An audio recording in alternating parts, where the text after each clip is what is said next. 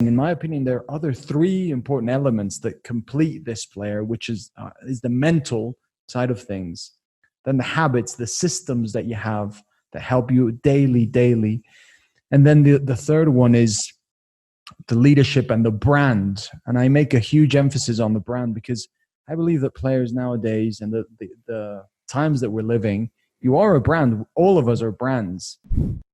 Hello, welcome to World Cup Habits. My name is Pepe and I'm very excited to be here with you. And I'm actually with a very good friend of mine, David Copeland-Smith from Beast Mode Soccer. David, how are you? This is our first podcast. This is the first one, Pepe.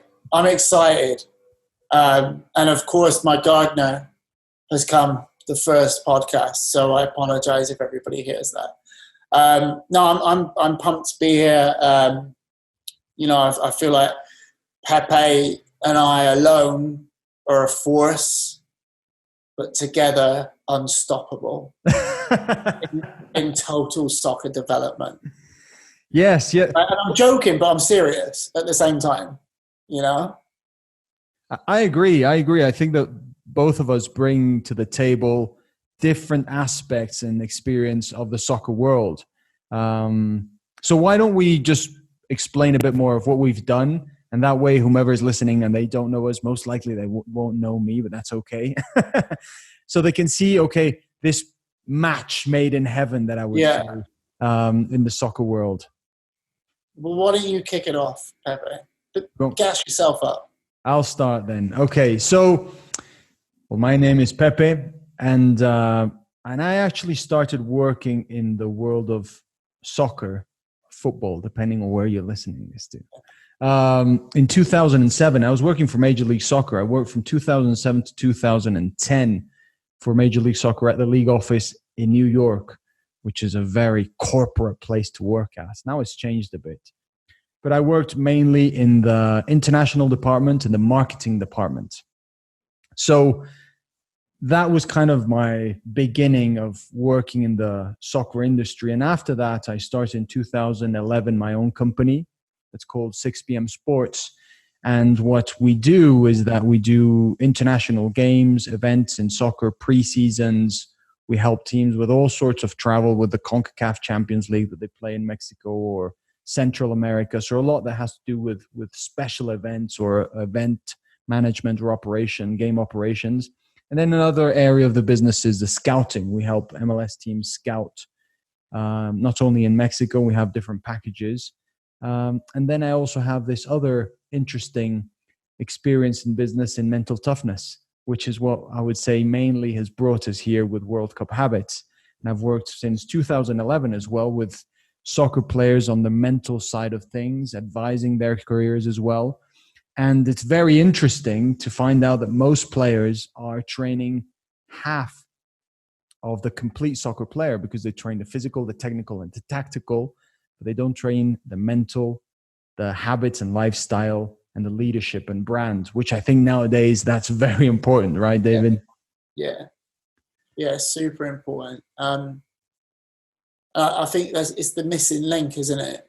I think like now, the last couple of years, people are only just starting to realize how important the mental piece is, and to an extent, it is it's the missing link.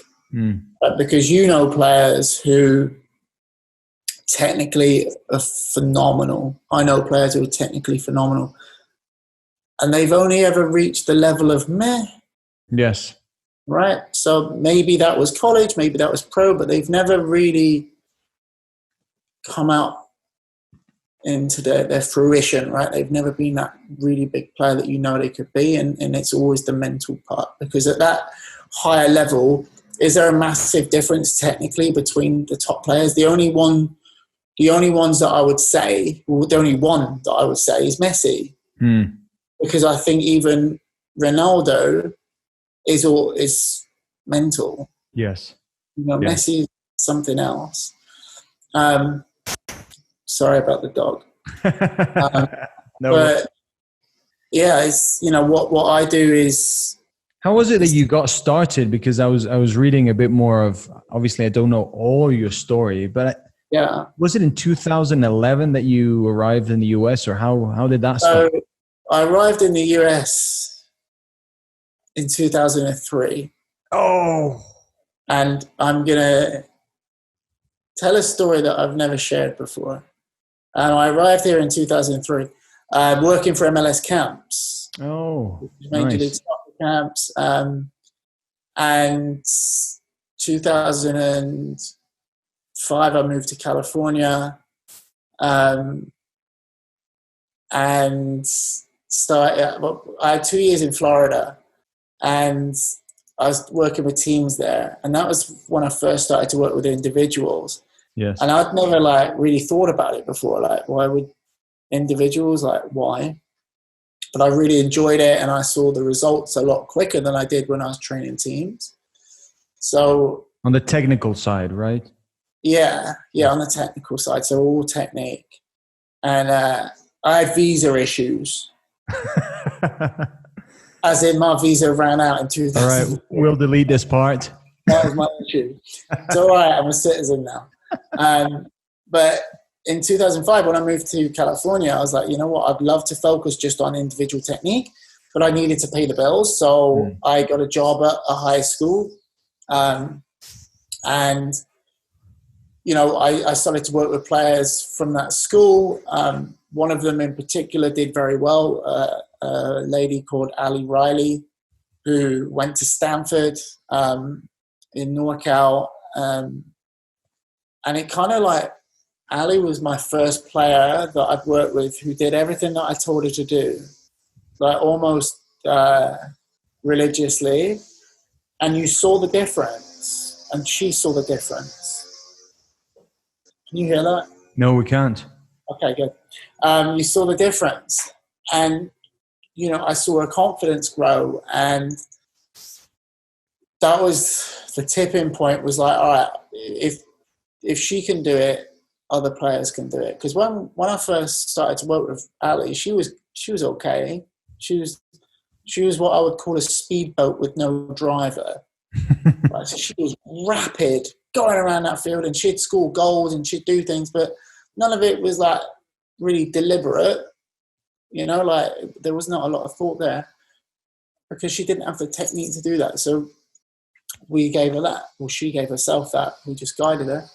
And then, fast forwards a couple of years, and, Ali comes 4 years at college and she's playing professionally, and she comes back in 2011, and I'm living in a pop star's house in Beverly Hills, and it's got a soccer field in it. And Riley, man, this girl, she's one of the only people who can cut straight to my heart, and hurt my feelings. There's two people, it's her and my brother. And I'm like, and she looked at me and said, you need to grow up. And I was like, what? She's like, you're just Dave the soccer guy. And at that point, I was training a few well-known players like Kelly O'Hara and Kristen Press, Bianca D'Agostino, Amy Lepelebe, people who've won gold medals in the Olympics. And, I was a little bit butthurt. I was like, whatever, I don't need to grow up on Peter Pan. So I started this company, and it was actually called, what was it called? I can't remember. The Soccer Whisperer or something like that. Something like that. I can't remember. But a couple of weeks later, I'm up training Riley, and she scores a goal, and she's like, that's beast mode. And I didn't think anything of it. And then at 3 o'clock in the morning, I wake up and I'm like, I wonder if beast mode soccer is available on GoDaddy. So I bought it, and then I really liked it, and I asked everyone, and then people were like, oh, it won't work. You can't make a company just training players. And I was like, well, they do in golf, they do in tennis, they do in basketball, they do in American football. Why not soccer? So I decided to throw all my energy into it. And, we started to pick up some big-time players. We were training Premier League players. Matthew Flamini came up. and Alex Morgan started to come up and train, and all these players, Abby Wambach, and it really started to steamroll from there. And, you know, I feel like the players that I'm most proud of are the ones that I've had for like 5+ years. So your Rileys and your Morgans, your Rachel Dailies, you know, like O'Hara, like these players that I've worked with for a long time. Yes. And obviously youth players in there as well. I've got players who I started with high school and now they're at like high level college. But what I do is, you know, it's not rocket science, Pepe. Like I believe that we've all got like a superpower, right? You seem to have quite a few. I've got one. And I can watch a soccer player for an hour and I can tell them exactly what they need to do to improve. Like that is my superpower. Wow. And, you know, I don't know where that comes from. Yeah. My dad was a boxer. My mum was a swimmer. Dad obviously played a little bit of soccer, but not like, you know, not like other people's stories, right? When they're like, oh yeah, my dad played for Arsenal. I'm like, no, my dad used to knock people out. You know? And my mum was swimming. My brother's a triathlete, a squash player. Right? Everyone in sports then. At least everyone in sports. Yeah, like, and I was obsessed with football growing up. My brother was as well. But, you know, I played local football, right? But I don't know where it comes from, Pepe. I can just see, I can watch people, and I can tell them exactly what they need to do to improve. Now, notice that I didn't say what they're doing wrong. Yes. Right? I can see what players need to do to add to their game. And that's what I always say to players. They're like, oh, like, what am I doing wrong? I'm like, no, we're just going to transform you a little bit. And we're going to give you this, this, and this. So, you know, I always use Alex as an example, not because she's the most well-known, but because she's the one I've consistently worked with for almost 10 years. Yeah. And with Alex, it's each year we're looking to add. You know, so right now Alex is coming back from having a baby, a little baby Charlita. And, you know, Alex's goal was to always be better than she was. My goal is to shut everyone up.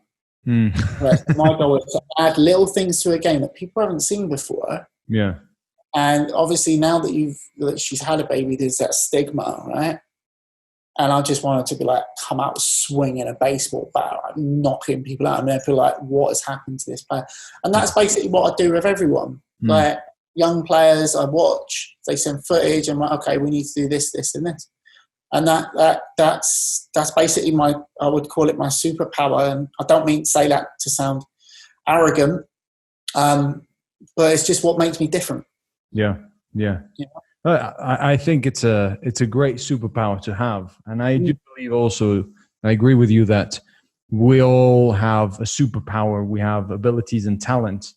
And I do think it's important that we find that and we nourish it and we keep growing it and also accept it and show it to others, because that's one of the things that I see that affects a lot of people as human beings. And I see it a lot with my clients, but also to soccer players, that they're afraid or ashamed of a talent or an ability that they have, and they're like, no, I don't want to be a show off, you know. And I think that is where we start getting into this area of I've noticed this for many years, and I'm sure you have as well, and I was giving the example of the complete soccer player, where most soccer players focus on what they can see, which is the hardware, you know, the physical. Now the physical is like, oh yeah, I need to look strong and everything, which I think is more vanity than anything else. But the tactical and the technical. But then as I was discussing, in my opinion, there are other three important elements that complete this player, which is the mental side of things, then the habits, the systems that you have that help you daily. And then the third one is the leadership and the brand. And I make a huge emphasis on the brand, because I believe that players nowadays and the times that we're living, you are a brand. All of us are brands. And there's some things that you can, exactly, yes. You do something at 13 years old, you put it on social media, and you're like, that will make a difference. And then that could ruin your career or your opportunities in the future. And I think it's important that players are aware of this as well, of how it can affect their path in soccer. So that's why I think it's important that what we're doing here with World Cup Habits is to help a player, or even a coach as well, to train these three elements that most people just think, oh, let's just think positive, and that's it. Yeah. I feel like what I'm excited about the most, and I think that what we're going to do that makes it different is tangible. You know, this isn't a give us your email address and we'll send you a book. But you know, my goal is that every week people get so much value out of this podcast. Yes. Or video cast, whatever it's called if you're watching it. You know, we transform players' mentality that we will never speak to and never meet. Yes. And we will never know that we've affected them. They will never say that we affected them. And that's what I want, right? Yes. Yeah. Yeah, I agree. And I think that's an amazing thing that we can do nowadays. It's an amazing thing. We're so connected that we can reach anyone in the world, which I think is fantastic. But I also think it's a big disadvantage for many soccer players because now we're so connected that there's so many distractions that affect us mentally as well. No, Pepe, me included. Yeah. Do you remember? Like, I remember when I was like 16, maybe 17. I was like really into Tupac. Yeah. Obviously, you know, this white kid from suburban England was into Tupac, and you know, I wanted all his CDs and all his unreleased CDs, and I had to order it on Amazon. Not Amazon. It was like some weirdo website that had these like bootlegged CDs that you couldn't get anywhere else, and it took like 8 weeks for me to get them. I had to send them like American dollars in the mail. And you fast forward to now where everything is immediate. Yes. Right? And the distractions that we have are like just on our phone alone. Yeah. You can spend hours on Instagram, TikTok, Twitter. And then you put your phone down and you're like, oh, where did that day go? Yes. And we need to curb it. Yeah. A little bit. To get the focus back on what actually matters. There is nothing wrong with any of those platforms I just mentioned. Nothing at all. In moderation. Yes. You know, and I get caught up in it as well. Yeah. After this, I have to put an Instagram post. Yes. And I have no idea what I'm going to post today. Yeah. Yeah. That's going to take an hour and a half. I think I had Sophia Quetta the other week. I think I'll pull some footage from Soph. It's something that's very interesting in how cognitively it affects our performance. And I always speak that all of us have a performance field that we have to play on. Some are a soccer field, for others it's an office, for others it's a hospital, whatever it is. But we all have this field that we need to perform on. And with all these distractions, our mind loves it. These dopamine hits, constant dopamine hits, and like, in fact, I can assure you, and I don't say this in a bad way, but in fact, if you're listening to this right now, the chances of you scrolling through social media while you're listening to this are extremely high. So if you haven't done that, congratulations. But if maybe you're listening to this or watching this, and maybe you're at the same time doing something else, it's parts of a habit that eventually can affect a lot your performance. Pepe, how do you break that habit though? Because I do that with Spanish. Yes. I've got every Spanish learning software you can imagine. I just bought another one called Fluent. I've probably spent $5,000 on all of this because I want to learn Spanish. Yes. Right? And it's important to me because I feel like, you know, learning another language just, I don't know, it gives you a little bit extra in your life. but I find myself doing that. So I'll be on Fluent on my iPad, and I'll be like, oh, I know those words. And then I'll get on Instagram or I'll get on TikTok. Yes. But how do I stop that? Well, I would say that there are two things here, and you mentioned a key word is I know that. So most of us, what we do is retain information in our heads, but it's just information. And there's a big difference between information and really understanding the concept. And I'll give you a very simple example. If there's a stove and the stove is boiling hot, and a young boy or girl comes and says, I want to touch that. And you say, no, don't touch it because you'll burn yourself. And the kid is like, what does that mean? How does that feel? And you explain it to the kid. Well, it really hurts. It stings, blah, blah, blah. You turn around and what will happen? They'll touch it. It'll touch it. And then it'll be like, ah! And now it really understands. So that is what happens to us, that we might say, oh yeah, I've heard of that. I know that. But there's a big difference between that and then applying it. And I think that we live in this era where we're so connected and there's so much information, and it makes us think that we know it, but we don't know it because we're not applying it. Yeah. And I think that's key, and it applies to many different things. So one of the reasons why I wanted to also start this podcast is to help, and the programs that we do is to help people not only have more information, is that they can go from information to execution, and they can then go through that experience and say, oh, now I really understand. Now I really know, because it's a massive difference. And the other one is the dopamine hits, is being able to systematize your surroundings so you're not tempted, because if we're tempted by, I have two phones, a Mexican phone and an American phone. I mean, if they can be ringing all day long. So if I have them close by, I'm going to be tempted and distracted. Mm-hmm.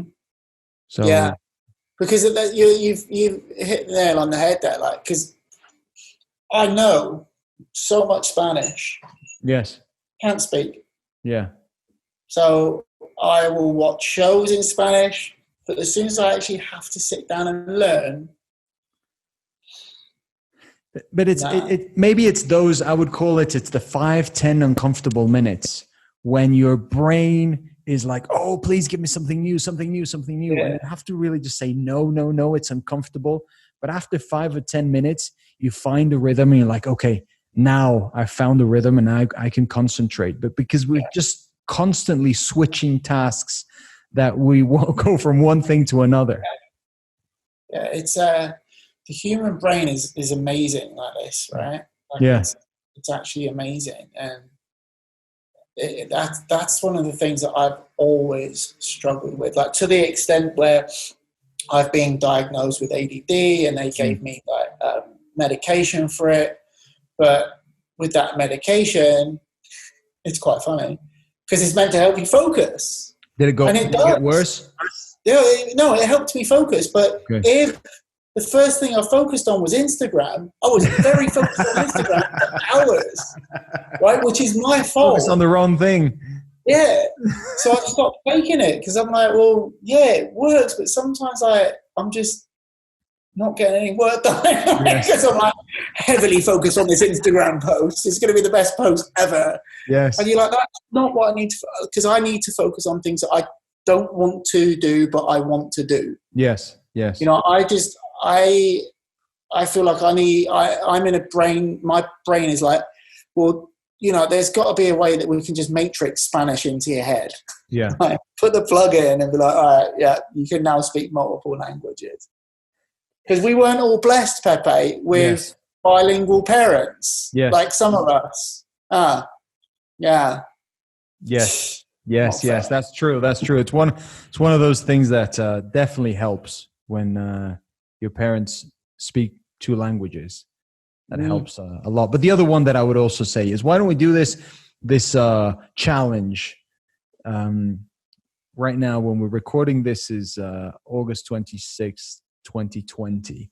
So I would say that hopefully we continue with this podcast for a while, but maybe 3-4 months we touch base again, and then we could have a conversation on this podcast in Spanish. I would say we should shoot for that. Sí. Sí, Yeah. puedo hablar español. Bien. Muy ¿Eh? bien, David. Muy bien, No, David. está bien. Yo yo aprendo despacio, pero I want to do it. Yeah. Lo quiero hacer. But Pepe, you're so good though, because I am fantastic under deadlines. Yes. If you look at me and say, Dave, you have to get this before the end of the day, it's getting done. Yes. I may have had 3 weeks to get that done. Yes.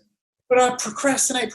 Whereas if I know I've got to do something, I will get it done. I will start working toward that. So give me, we have to do this now, but give me a solid date. Yeah. We'll set a date. Yeah. We'll do it. Let's set a date. When's your birthday? February 23rd. Oh, so it's too far away. Mine is October 24th. Right. So October 24th, that's our deadline. Yes, 5 minutes of a podcast in Spanish. We'll do that. Oh, yeah. So why don't we speak about these 5 mental toughness myths? We spoke about this in another video that we did, but these are different ones. And I'll be speaking about them, and then you can jump in as well if that sounds good. The first one in this mental toughness myth that I found is that when you're mentally tough, it means that you're 100% confident. And that's when I ask someone, do you consider yourself confident? Most people would say yes or no. That's it. There's no in between. And that's not how confidence works. It's not a switch like yes and no. Yeah, it has a scale of grays, of colors. Like we throw that word around so much. What does it even mean anymore? Yes. Yeah. Yeah, and it's intangible. That's another challenge. It's a way that you feel. It's and that's why it's hard. So, but a lot of people really get that. They get confused with that. Oh, well, I'm not mentally tough.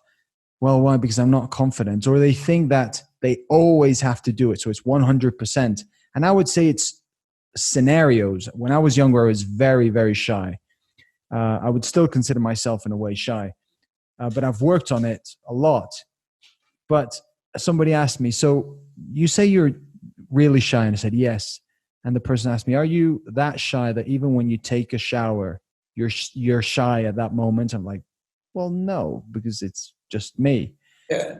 And he said, well, that with your family, are you shy? Well, no, it's only with certain people. He said, oh, so you're not always shy. It's the context and there are moments. So mental toughness, in my experience, in this myth it's not something that carries on in every situation and it's 100%. It's something that you develop according to situations, moments, but it's fortunately something that we can train, which is something that I work hard with the players I work with.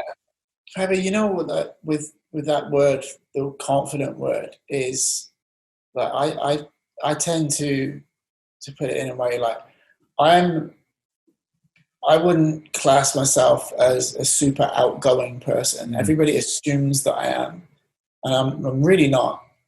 I'm a shy person.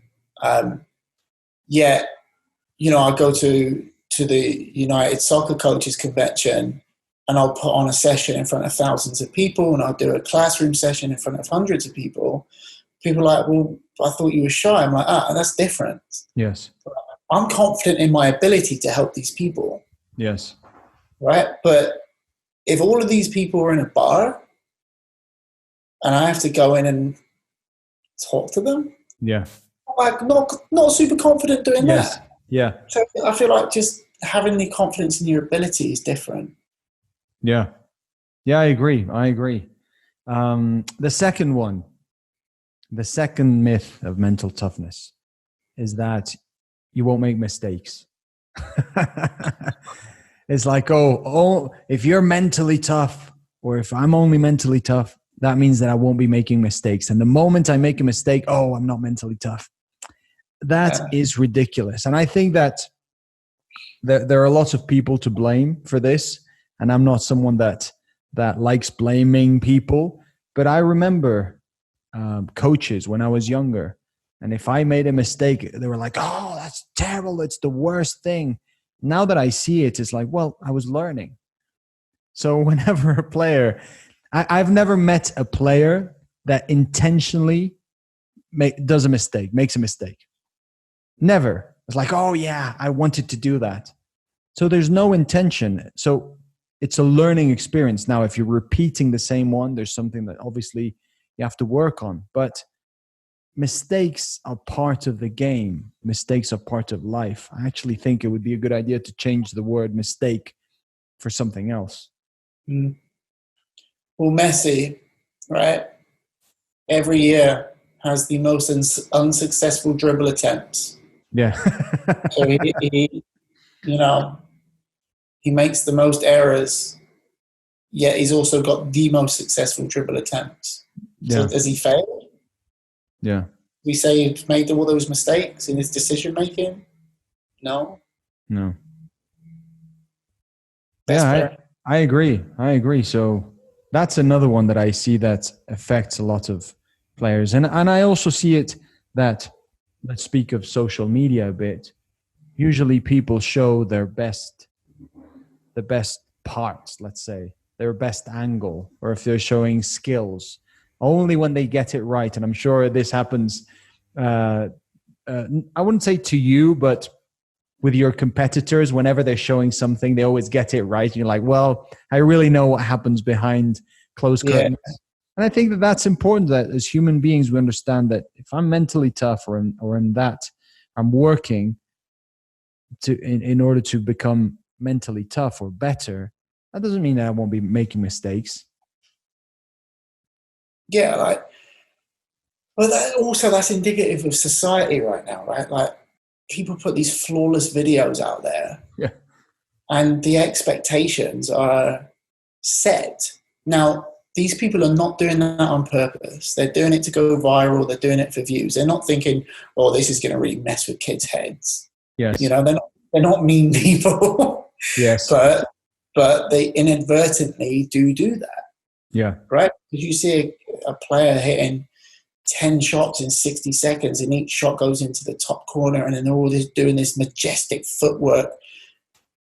What does that say to a kid who, number one, doesn't have any equipment? Yes. Right. Number two, takes one shot and it goes sky high. Yeah. They're immediately, well, I'm never going to be that good. And I know those people in those videos. I know that would have taken 4 hours to film. Because it would. Like, that skill net with the corners empty, of course it's going to take forever to hit those. Like, I couldn't get Alex to hit 10 perfect shots in a row into the corners. No, it's not realistic. Yes. Yeah. So the third one, I think you will like this one. The third myth: always feeling ready to go, no bad days. Oh, Pepe, look. We live in this era of the constant hustle, and if I'm not hustling, if I'm not ready to go, there's something wrong with me. If I'm having a bad day, that means that I'm not mentally tough. Well, it's the whole Gary Vaynerchuk thing, isn't it? Yeah. Grind, and I love Gary V, very successful guy. But we've got to stop this grind mentality, because, we don't have to stop it, but I fail every day. I will sit down. We've got a mini gym at the back because of Corona. And there will be days, this is my routine. I wake up at 5. I take the dogs out for a walk. I've always been an early bird. So some people are like, how do you do that? It's just the way my brain is. I get up early. And I took dogs out, go and train these players 6:15 to 7:15. Take my pre-workout on my way home. Okay? So I'm ready to go. I'm ready to work out, Pepe. That pre-workout is in my blood. Yes. That nitrous oxide is making my face go red. right? The niacin's kicked in. I'm ready to go. And then what do I do, Pepe? I sit on my phone thinking, I don't want to do this. Yes. Yeah. And if push comes to shove, I'll take another scoop of pre-workout. Yes. Yet tomorrow, as soon as I get home, I'm like, yeah, I can't wait for this workout. Yeah. Yeah. Right? And I think that one is so important, because players need to understand, like all this grind mentality is also all there it's there to make you better. Yeah. But where it falters a little bit is it doesn't tell you that sometimes it's okay. Yes. To not want to do stuff now and then. Yes. Yeah. It's okay to feel shit. Yeah. That's okay as well. Yes. You know, which I think is a very, very important part of life as well, is that knowing that not every day is going to be, you know, rainbows and chocolate. Yeah. Vegan chocolate. You know, it's not going to be like that. And that's an important one to me, because I get a lot of emails from players about, like, Dave, I just can't get motivated. And I'm like, yeah, welcome to the club. Yes. Now let's figure it out. Right? And we're talking players who people know. I'm not going to throw them under the bus. I don't want to do their branding like that. Yeah. but very well-known players. And they're like, I needed a week off. Yes. And it's okay. You shouldn't feel bad. You should be on your social media going, I'm taking a week off because, you know, mentally I'm screwed right now. I want to turn my brain off for a week. Yes. No problem. Yeah. You know? Yeah. I believe that one of the key things to train as a soccer player is your awareness of yourself, being your own thermometer. So you know exactly where you're at, and you know what you need in order. I always say either you need a kick in the butt or you need a hug. Yeah. You know, and sometimes we need a hug, and we think that, if I'm mentally tough, I don't need to show vulnerability. I don't need to say that I need a hug or something that makes me feel better. I mean, we're all humans, and it doesn't matter if you're a boy or a girl, man or a woman. I believe that all of us at some point, we need one or the other. And it's important that we become self-aware. And this is something that we can train. So yes, I believe in this one a lot. The fourth one, mental toughness myth, is that if you're not loud on the field, if you're not this typical leader of a movie, that means that you're not mentally tough, you know? Only if I'm loud, only if I'm shouting, that shows that I'm mentally tough. And I would say that usually people that are very vocal, it's because they're not that confident. But it's funny you bring this one up, because my last Instagram post was actions over words. Yes. Right? And, you know players, I know players who lead from their actions, you know, and they're not that player who's super vocal. Yeah. Right? And again, they get told that's wrong. Yes. You've got to scream and shout for the ball if you're open. But my way of thinking is always like, well, if we're doing the right things in practice, they should know I'm open anyway. Yes. They should know my movements. But no, you can be a huge leader without, bringing someone's miss up when they like, why did you miss that? Like, come on, let's go at them. Yes. No. Some players excel doing that. It pumps them up. But no, that's actually a really good one, Pepe. Yeah. Yeah, that one made me think a lot as well. And I've seen a lot of players that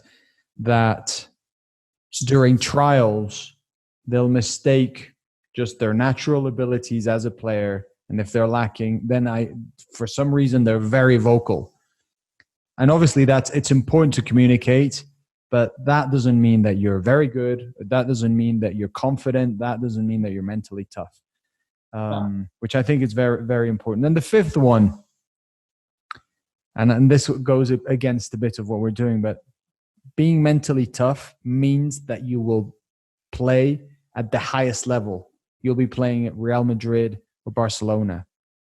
I wish that were true, but that's not the case. There's so many different components that have to do. Obviously, it helps, but being mentally tough doesn't mean that you will reach everything that you want in life. I feel like this is one of the ones where I feel like it kind of goes back to the grind one as well. Yes. Because people are like, you can do anything if you want. No, you can't. Yes. You can't. And I hate to be Debbie Downer, but you probably aren't going to play for Madrid or Barca. And that should not make you sad. Yeah. Because your whole goal should be getting to the top of your ceiling. Exactly. Like your ability. We are not all Messi. We are all not Ronaldo. We are not all Serge Gnabry, who, talking of mentally strong players, like just wins a Champions League after being told he wasn't good enough for West Brom. Yes. Yeah. Right? But we're not all there. I topped out at a very good U16 level. Mm. Was I good enough to play pro? No. Did I think I was then? No. I knew I wasn't. I looked around and I saw my friends who went to the next level, and I'm like, they are echelons ahead of me. Yes. Do you know what I mean? Yes. I work just as hard as them. I work the same amount of hours. They are better than me. Right? So I want to stay in this game. So what can I do? I can coach. Yeah. And I can carry on playing. And I do believe that it all ties together in this. If you put your mind to it, Pepe, right now, Chivas will sign you. Yeah. No, they won't. I wish it were true. Play for Chivas anyway. It's a great selling point. Yeah. I think it's fantastic. It sounds good. All of this self-help that exists. I think it's important, but we need to keep it in a box where it belongs as well. And it's one of the components of the complete soccer player. But I do see that this is very important. And I agree with you. The goal of any player and any human being is to strive to be better than the day before. Yeah. At the end of the day, just say, I'm a bit better than when I started, than when I woke up. And sometimes it's just a small thing. I call it the 1%, and just focusing on that 1%. And that's it, and focusing on things that you can control. There are many things that we can control. And one of them is if other coaches like us. I mean, that's something that we don't control. Our genetics is something that we don't control. So that's why I think that one's very, very important. So, anyways, I actually have to go. So we have to end the first podcast here, David. But Pepe, this is awesome. Guys, it won't always be this hardcore serious. But we basically I want to have fun with this. Yes. And as I said earlier, I want to give everybody tangible things that they can use that day. Pepe, before you leave, I have to ask you one thing. Yes. Where's Messi going? Oh, by the time we release this podcast, maybe it will be people who already know. I actually think it's going to be Man City.